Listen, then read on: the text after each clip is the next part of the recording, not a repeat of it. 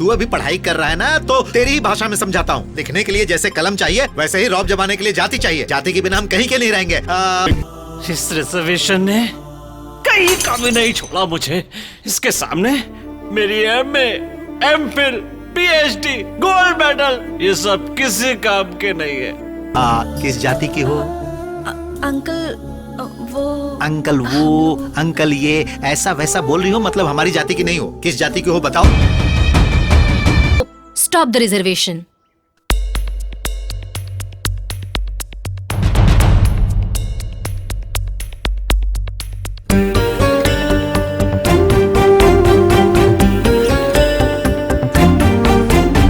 सालों से रहा पीछे जो उसकी निशानी अंगूठा है।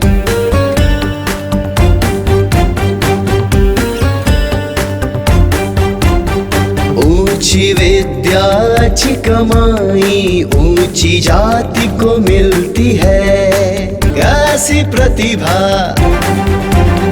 कैसी बुद्धि, सहज होता कुछ नहीं।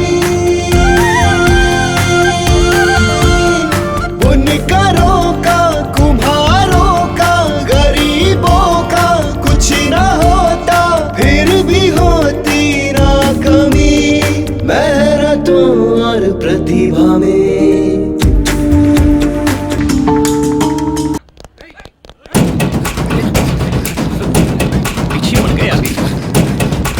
हाँ, सब रिजर्वेशन वाले हैं। अब आप ही बताइए देश आगे कैसे बढ़ेगा? शर्मा सर, आपने जो कहा फिर से कहिए। अब वो क्या है बेटा कि अगर आप में इतना मेरिट है तो आप अमेरिका क्यों नहीं चले गए? यहाँ क्या कर रहे हैं? MTech करने के बाद अगर आपने ये नौकरी ज्वाइन नहीं की होती तो ये नौकरी किसी और को मिल जाती ना। पहले तो जीने के लिए ये नौकरी ज्वाइन कर ली और अब मेरिट करके रिजर्वेशन को गलत ठहरा रहे हो। मंडल कमीशन के नियमों को देखकर नौकरी में रिजर्वेशन देना पड़ेगा, ये सोचकर बहुत सी कंपनियां बंद हो गई है। ग्लोबलाइजेशन, प्राइवेटाइजेशन, अर्बनाइजेशन के नाम पर ऑलविन, IDBIL, HMTL जैसी संस्थाओं को बंद करके प्राइवेट कंपनी को एनकरेज कर रहे हैं। कब से आप मेरिट किए जा रहे हैं? मौका मिलेगा तभी तो टैलेंट बाहर निकल के आएगा।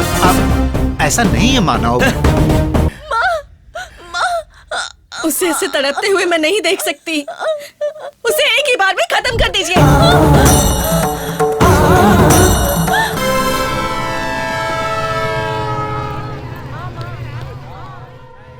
चाहे मेरिट में, चाहे क्वालिफिकेशन में या परसेंटेज में, हर चीज में मैं इससे आगे हूं, फिर भी मुझे जॉब नहीं मिला।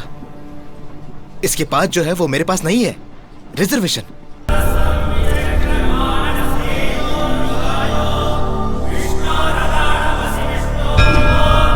पूजा करना ही हमारा धर्म है, वही हम हमेशा करेंगे। ऐसा किसने कह दिया है कि ये काम हमें करना है, वो काम उन्हें करना है? ये भी तो रिजर्वेशन हुआ ना। मैं इसलिए नहीं मर रहा हूँ कि मुझे सरकारी नौकरी नहीं मिली। मैं इसलिए मर रहा हूँ कि मेरी जाति वालों में इंसानियत नाम की चीज जाग जाए। मेरा बलिदान जाति, वर्ण, रिजर्वेशन फ्री इंडिया के लिए पहला कदम होना चाहिए। रिजर्वेशन का मुख्य आधार क्या होना चाहिए? जाति या आर्थिक स्थिति? मौजूदा समाज से इस रिजर्वेशन का क्या संबंध है? ये किसके अपलिफ्टमेंट के लिए बनाई गई है? धगत धगत में धो ज्वाला ज्वालामुखी शिखरों से उभरी मानवाकृति।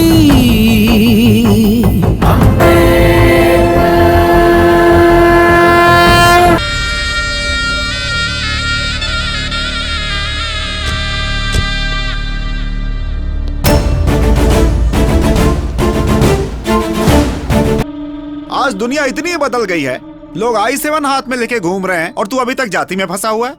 उसी जाति की वजह से तुम MP बने हो नायडू। संविधान में जो रिजर्वेशन दिया है वो तुम जैसे लोगों के गलत इस्तेमाल के लिए नहीं है, छोटी जाति के लोगों के उत्थान के लिए है। उत्थान करना है तो अपनी प्रतिभा पे भरोसा रखो। वो छोड़कर हम छोटी जाति के हैं, हम पीछे रह गए हैं, हमें नौकरी दे दो, हमें पैसा दे दो, हमें अच्छे कपड़े दो, हमें अच्छे जूते दो, हमें टीवी दो, ये सब क्यों चिल्लाते रहते हैं?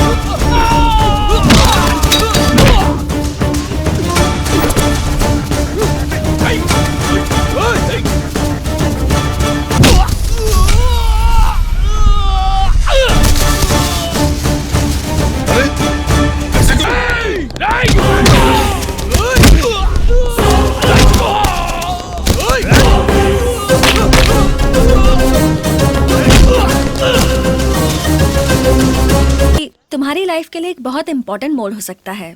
विद्यासागर और नारायण जैसे इस देश में और भी कई लोग हैं इन जैसे लोगों की पर्सनल प्रॉब्लम को बेस बनाकर रिसर्च करना क्या ठीक रहेगा?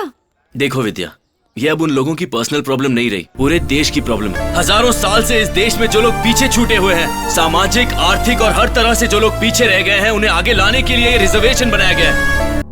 असली ऑपरेशन होना तो अभी बाकी है, हटा सकते हैं। सिर्फ 10 साल रिजर्वेशन को ईमानदारी से चलाया जाए तो इन 10 सालों में गली कूचे के लोगों से लेकर दिल्ली के पार्लियामेंट वालों तक, मंदिर, स्कूल, प्राइवेट सेक्टर, सब में ईमानदारी से रिजर्वेशन लागू हो तो 10 साल बाद रिजर्वेशन की जरूरत ही नहीं होगा।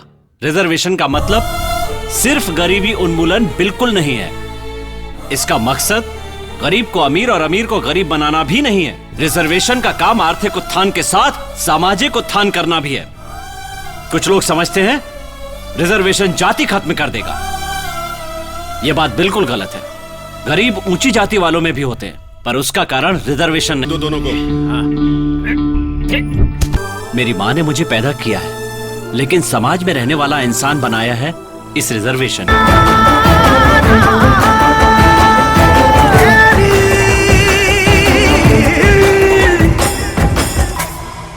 बंद करो ये बकवास। इस देश को आगे बढ़ाने के लिए गवर्नमेंट को जॉब सिर्फ प्रतिभाशाली लोगों को ही देनी चाहिए, नहीं तो ये देश बहुत जल्द बर्बाद हो जाएगा। तुम सिर्फ सरकारी नौकरी की बात कर रहे हो या हर जगह की बात कर रहे हो? बेटे में अगर प्रतिभा है तभी अपने बाप की दौलत का वारिस बनेगा।